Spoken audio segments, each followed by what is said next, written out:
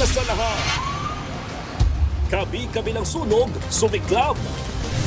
Sa barangay Bagong Pag-asa sa Quezon City, nasa 100 pamilya ang nawalan ng tirahan. Sa Zamboanga City naman, isang bangkang may kargang diesel ang nilamon din ng apoy. Ang buong detalye, abangan! Magandang hapon, Pilipinas. Kasama ang buong puwersa ng News 5. Ito ang Frontline Pilipinas Weekend! Senator Bato de la Rosa may warrant of arrest na mula sa ICC ayon sa source ng News 5. Task force na may 10,000 miyembro inihahanda na raw ng DILG. Nicholas Kaufman nagbitiw at pinalitan na bilang abogado ni dating Pangulong Duterte sa ICC. 88 taong gulang na lola patay matapos barilin sa loob ng kanyang bahay. Mabanta at 4 iba pang sospek sa umano'y pangingikil kay Congressman Romualdez laya na matapos magpiyansa. At Jake Cuenca may pa-soft launch kay Rabia Mateo.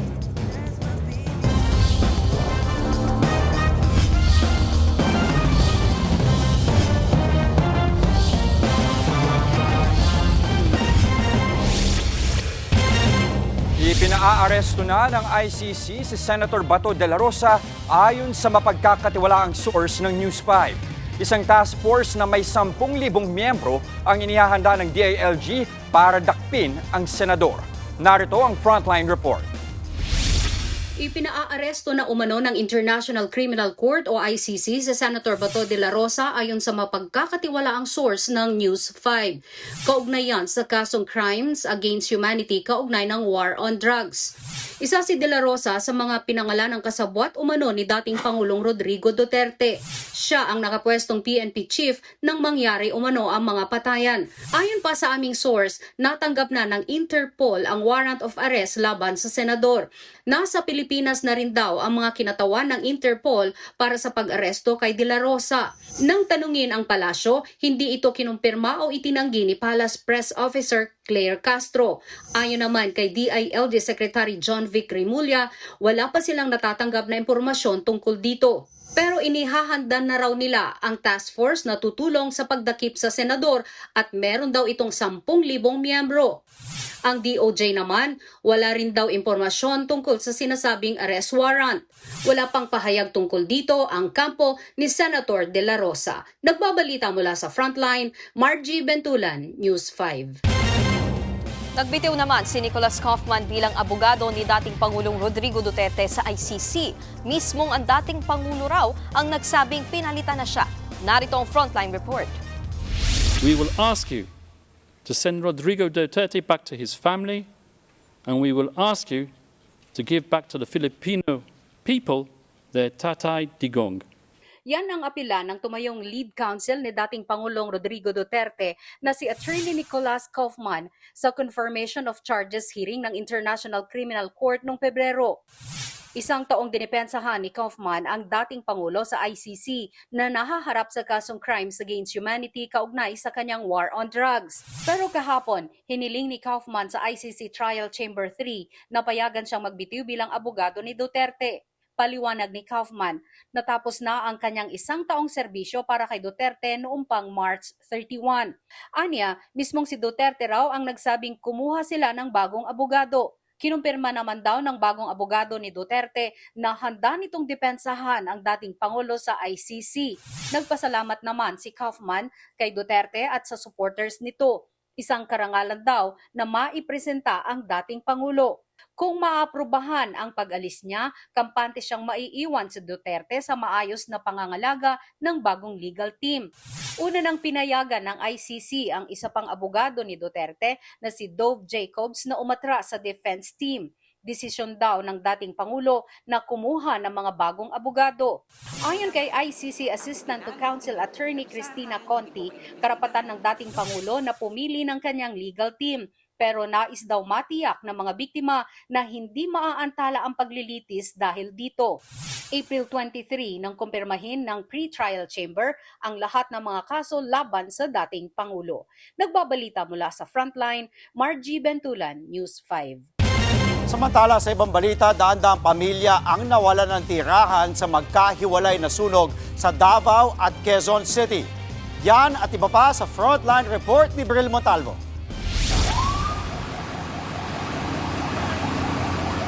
Naglalagablab na apoy ang lumamon sa mga bahay na ito sa barangay Bagong Pag-asa, Quezon City. May mga kable pa ng kuryente na nagpuputukan. Ayon sa Bureau of Fire, pasado alas 5 kaninang madaling araw nang sumiklab ang sunog na umabot sa ikalawang alarma. Mabilis na lumakas ang apoy dahil sa mga barong-barong na bahay. Pasado alas 6 na nang ideklara itong fire out. Nasa 100 pamilya at 40 bahay ang nasunugan. Nasunog na rin ang naturang lugar nito lamang Nobyembre. Inaalam pa ang mitya ng apoy. Sa Zamboanga City, isang bangkang gawa sa kahoy ang natupok kahapon sa dagat ng RT Lim Boulevard. Karga nito ang nasa 137 drum ng diesel. Base sa investigasyon, bibiyahe sana patawi-tawi ang bangka nang bigla itong lumiyab. Posible raw na nagkaaberya ang makina nito. Mabilis na kumalat ang apoy dahil sa umano'y fuel leak. Inabot ng gabi bago naapula ang sunog. Nakabantay na rin ang Philippine Coast Guard sa posibilidad na oil spill. Nagngangalit na apoy din ang bumulaga sa mga residente ng Barangay 23-C sa Davao City malapit sa coastal area. Pahirapan ang pag-apula dahil sa makitid na mga daan. Pasado alauna na kaninang madaling araw na apula ang sunog. Mapabata man o matanda, kanya-kanyang kuha ng kanilang mga gamit dito sa lugar na pwede pa nilang mapapakinabangan mula sa kanilang mga nasunog na bahay. Ang ilang mga residente wala nang naisalbang gamit. Pangatlong beses na raw silang nasunugan. Na taranta ng kami. Bakit? Kasi nakita namin sunog na talaga. Malaki ang sunog. Wala. Maskin panty, wala. Wala talaga nadala. Nailigtas din ang mga alagang hayop gaya ng asong ito. Higit 200 pamilya naman ang apektado ng sunog. Isa naman ang sugatan. Iniimbestigahan na ang pinagmula ng apoy. Nabalot ng makapal na usok ang lugar na ito sa barangay Manggahan sa General Trias, Cavite. Nasunog kasi ang mga tambakan ng basura. Kita rin mula sa subdivision ang usok. Wala namang ibang nadamay. Inaalam pa ang mitya ng sunog. Sa Dasmariñas, isang manufacturing at chemical supply facility naman ang natupok sa barangay Langkaan 2. 3 oras siyang tumagal. Ligtas naman ang mga empleyado at wala ring ibang nadamay. Iniimbestigahan pa ang sanhi nito. Nagbabalita mula sa Frontline, Bril Montalvo, News 5. Susunod, Lola pinagbabaril habang naghahapunan, patay. Military truck na aksidente. Isang sundalo patay at 4 sugatan. At Jake Cuenca may pa-soft lunch kay Rabia Mateo. Lahat ng yan sa pagbabalik ng Frontline Pilipinas Weekend.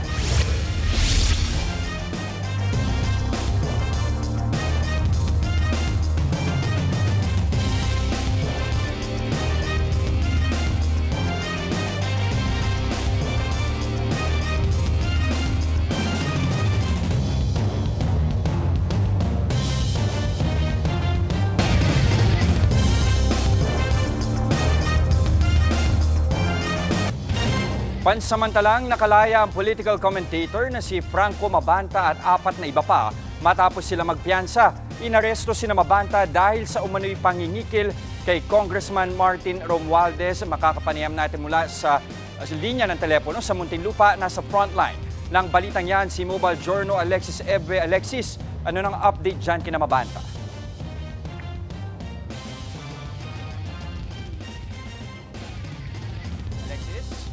Anong update natin sa grupo nila? Kanina lang nakalabas na nga si Franco Mabanta, ang founder ng Peanut Gallery Media Network, kasamang 4 pang iba matapos makapagpiyansa. Dito yan sa NBI Detention Facility sa Muntinlupa.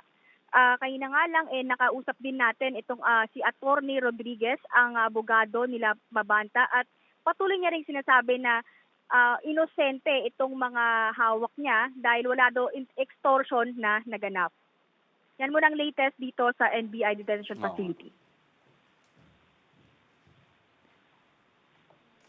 Muli, yan po si Mobile Journal Alexis Ebwe. Maraming salamat, Mobile Journal Alexis Ebwe.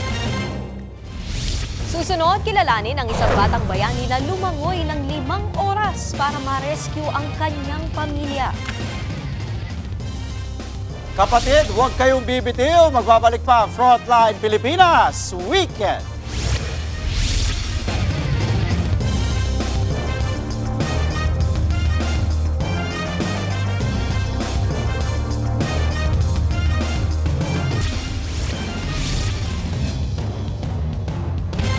Kakaibang tatag at tapang ang ipinakita ng isang batang 12 anyos sa Antique. Higit 5 oras siyang lumangoy para iparescue ang kanyang pamilya. Narito po ang Frontline Report. Sa gitna ng dagat sa Colase Antique, tumaob ang bangkang ito. Sakay ang 4 na magkakaanak, kabilang ang 12 anyos na si Cherry Ann Mateo. Pero imbis na matakot, buong tapang siyang lumangoy papuntang Pampang para humingi ng saklolo. Naiwan pa sa laot ang kanyang bag na may lamang bigas na iuwi niya sana sa kanyang pamilya. Matapos ang halos 5 hanggang 6 na oras sa paglalangoy, narating niya ang Pampang. Ay, gutom na ako. Naglakad ako, papunta ng bye-bye. Minsan ko, digin may tao. Nakahingi siya ng rescue sa mga mangingisda na agad sumagip sa kanyang mga kaanak. Sobrang pagod at gutom daw ang dinanas ng bata. Kaya kahit ang kanyang ina, hindi makapaniwala sa lakas at tapang ng anak. Sabi niya po kasi, nagdadasal po siya. Hindi daw po siya tumitigil sa pagdasal na iligtas daw po siya para daw maligtas din yung niya, kasamahan niya.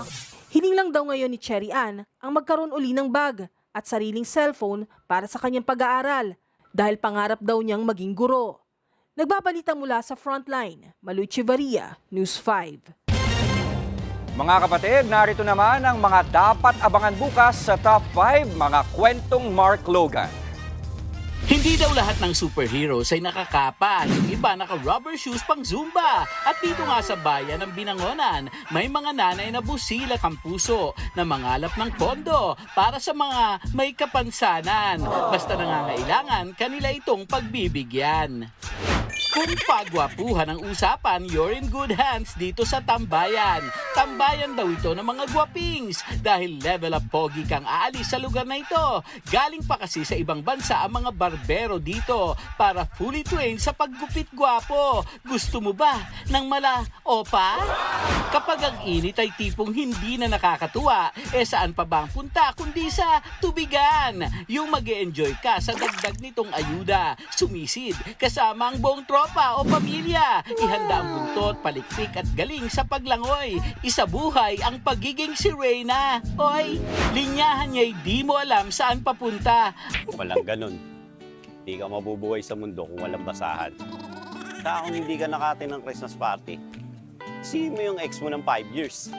Sige na. Abay, mas may direksyon pa, yung eskinitang wala sa mapa.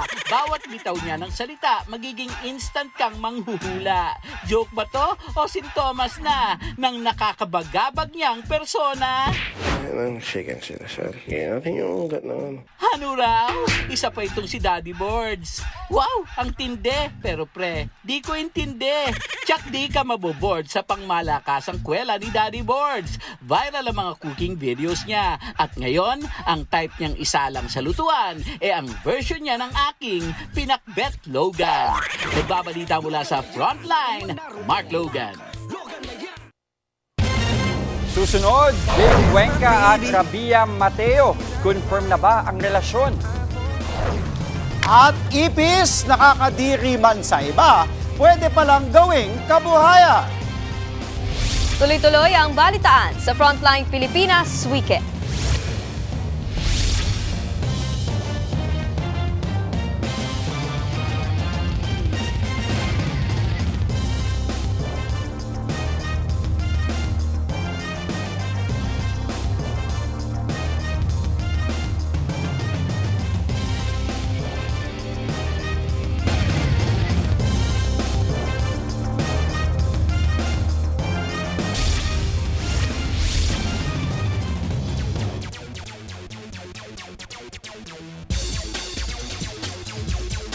Susubukan na pong tapusin ngayong gabi ng DLSU Lady Spikers ang best of 3 final series ng UAAP Season 88 Women's Volleyball Tournament.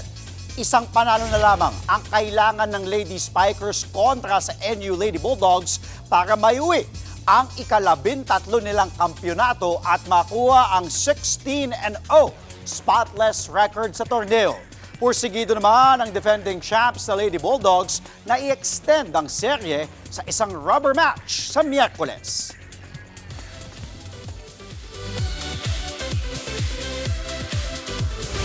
Kinilig ang mga netizens sa tila pa-soft launch ng actor na si Jake Cuenca sa rumored girlfriend niyang si Rabia Mateo. Sa kanyang IG story, all smiles ang beauty queen habang tila kinikilig sa isang box ng mga bulaklak na nasa mesa. Sa caption, pinasalamatan ni Jake si Rabia for making him so happy. Early April nang maging usap-usapan ang dalawa na nasa dating stage na raw. Wala pang kumpirmasyon sina Jake at Rabia sa status ng kanilang relasyon. Pasintabi po mga kapatid, marami sa atin ang takot at nandidiri sa ipis. Pero alam niyo bang ang pagpaparami ng mga ito pwede palang gawing kabuhayan?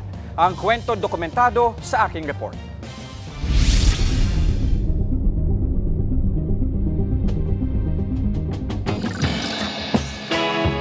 Hindi artista, pero madalas tinitilian. Hindi dahil sa kilig, kundi dahil sa diri. Pero mangilabot ka pa kaya kung ang mga insekto at peste pwede palang maggapang sa'yo sa mas maayos na buhay. Ano bang mga dapat nating asahan dito? Marami po kayong makikita pagdating sa farm. Sa mga saradong kahon, nagtatago sa mga karton ng itlog ang iba pang gumagapang na alaga ni King. Sige nga, tingnan nga natin. Wait lang. Open na ba? Kaya ba? Sige, sir. Sige. Ito na lang, sir. Kailangan lang nating isipin, hindi ito yung normal na ipis Yes, na bahay. Yes. Lumilipad ba to? Hindi naman, sir. Okay. Uy! Yan, sir. Yan, may mga anak na nga, sir. Uy! Ito ang tinatawag na dubya, isang breed ng ipis na galing sa South America. Kaiba sa mga nakikita nating ipis sa bahay, malinis ang mga ito, lalo't gulay at prutas ang kanilang kinakain. Ang pinagkaiba lang, sir, nito dun sa kanina natin pinakita superworms. Ang superworms, mataas ang protein and mataas ang fats. Okay, Ito naman, sir, mataas ang protein, less fats. Mas healthy to. Ibig sabihin kung less fats. Yes, okay. sir. Yes. Halos 1,000 ipis ang laman ng bawat kahon. Isang set ng breeder o yung mga babaeng may pattern, kayang ibenta ng 500 sa bawat 80 piraso o isang set. Kaya ko bang hawakan yan? Try, gusto mo, sir? Ano naman siya, clean. Clean naman. Yes, sir. Hindi nangangagat. Hindi naman, sir. Hindi naman. Hindi ako makikiliti dyan. Hindi naman, sir. Kahit gano'n yun. Oo nga. Parang sila pa yung natatakot sa akin. Ayan na. Ayan. O ha? Ano kayong ngayon? Nakuha ko, di ba? Para naman sa mga ahas, gaya ng ball python, maging sa mga alamid. Nariyan ang mga binibreed na dagang kosta ni King. Magkano ang bentahan sa dagang kosta? Ang dagang costa po, ang adult ay 50 pesos lang. 50 pesos. Tapos yung anak nila, 20 to 30. Gano'ng katagal ang breeding? Mga 1 month po, yan tulad nito, sir. Buntis na siya. So after a week, may mga pinkies na siya. Pinkies ang tawag? Yes po, yung maliliit. Oo. Sa dami ng alagang peste, di maiiwasang umabot sa 4 na sako ng mga dumi ang naiipon nila kada linggo. Pero kahit yan, may pakinabang pa rin. So dito po namin siya nilalagay for 30 days po kasi bago pa natin magamit. Okay. Then, yun. Ini-store nyo lang dito. Kumbaga, sa 30 days, mas lalo nyo siyang pinapabulok. So 30 days, tapos dun siya magpo-produce ng pinaka-gas. Yes po. Okay. So anong balak nyo gawin dun sa gas? Then yung mapoproduce na gas natin, Since tumataas po ang bilihin ngayon, balak namin dito na po kami magluto or... Okay. Ano din, parang Yes tulong po. na rin sa personal nyo. Plus siguro, tulong din para kung ano mang kailanganin nyo sa negosyo. Yes po. Tsaka yung po, kahirap naman po kung saan natin nilalagay o Itatapon, laging maghuhukay tayo. Mas magandang magamit natin sa ibang paraan. Dito sa insect farm, araw-araw nasasaksihan ni King ang ikot ng buhay. Mula panganganak hanggang sa pagbalik muli sa lupa. Ang pagharap sa ganitong realidad, mas nagbibigay lalim sa napili niyang hanap buhay. Sa akin po, nakakadiri man sa kanyang sa paningin o sa Pananaw ng iba. Ito naman ay naging isang malaking negosyo para sa akin. Na hindi porket iba ang tsura o kinatatakutan lahat ay wala na siyang pakinabang. Sinong mag-aakala na ang pagnanais na makapagtapos ng abogasya, mangingitlog ng isang kumikitang kabuhayan? Nakakadiri man sa paningin ng iba, isa lang ang tiyak, malinis na malinis ang kita. Sir, bago tayo matapos, may papatry ako sa inyo. Sure ka? Yes, sir. Ano ba yan? Ano yan? Yung pangalan niyo pag natikman. Hindi, okay lang ako maalala yung pangalan ko, walang problema. Ito yung ating chicha worms. Chicha worm? Yes po. Iba ano siya? Para siyang mani. May mani. Yes, Yung mani na binibenta sa kalye. Kailangan talaga kainin. Kanina na, hawak-hawak ko lang siya. Kainin na na. Yes, sir. Sige nga. Uy, Ang laki mata niyo, sir. hindi, ano nga siya? Parang nga siyang mani. Alam niyo yung balat ng mani, nung inadobong mani. Ganun yung texture niya. Jess De Los Santos, mukha ng maliliit, isyong malalaki. Dokumentado. Siyempre, alam nga namang ako lang ang kakain. Ako ready ako, kala mo. Sinubukan Ready ako. ready Hindi, to eh. alam mo, ready din ako. Kasi sabi ko, kanina po, nung pinapanood namin, tinatanong ko na po si Kuya Jess. Sabi mo, anong lasa? Lasang adobong mani. Saka ito yun Okay ako doon. Pinapowderan pa nila ng ibang flavors Yes. kasi nire-request na mga Kasi kapitbahay. sa online, marami kang mabibili na may barbecue, may cheese. Yun yung binibili ko. Sanay ako kumain ng mealworms. Kasi high in protein High in yun, di ba? protein, oh. May fat content siya, but I think it's good fat. Tapos mataas din ang protein. Kaya rin siya tinatawag ng mealworm. Kaya din effective siya talaga. Galing, Pang feed para sa mga Reptiles. exotic Yes, animals. Like reptiles, reptiles and So, i-shoutout natin si ano? Uy, King! Congratulations sa'yo kasi King ay magtatapos na sa Kami, pag-abogasya. kami naman ni kami naman ni Dre. Pupunta rin dyan, King. King, the-order daw sa'yo si Nikki. Tapos ito sa daga, Sige, susubukan ko. At yan po, ang mga impormasyong dapat ninyong malaman. Mga balita para sa may alam at may pakialam. Kami ang inyong mga kapatid sa Balitaan at Public Service, walang iwanan. Sa Frontline, Pilipinas Weekend.